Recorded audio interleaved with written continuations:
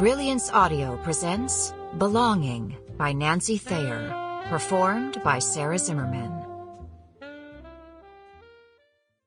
An introduction from the author.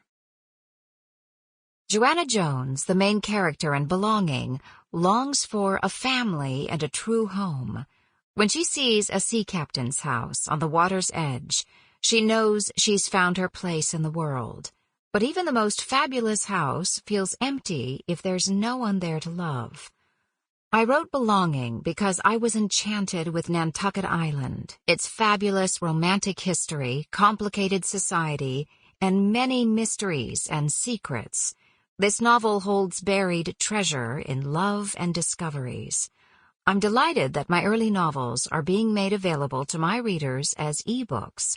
My style has changed slightly, as the world has grown faster, but my subject, family life, remains as mysterious and fascinating to me now as it was in these early books.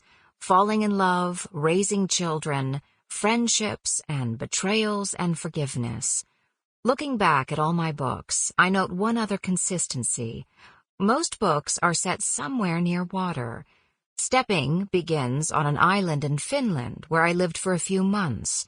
My other books take place in Vancouver, British Columbia on the Pacific Ocean, in Milwaukee on Lake Michigan, and finally on my beloved Nantucket. I've always found the blue immensity of water inspirational. And of course, the storms and sunny beachside days provide wonderful settings and metaphors for novels. I hope you enjoy these early novels and discover some new friends there. Nancy Thayer.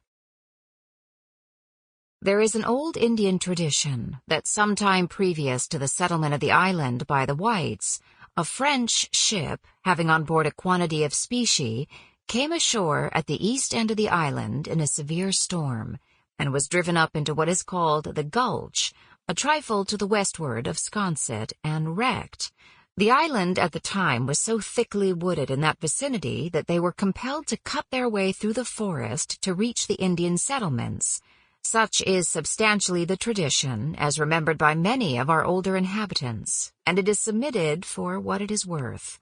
That the story was not wholly regarded as a myth by our ancestors is shown from the fact that the beach in that vicinity has been thoroughly dug over within 100 years, in the vain hope of unearthing the ship's treasure, which was said to have been buried there.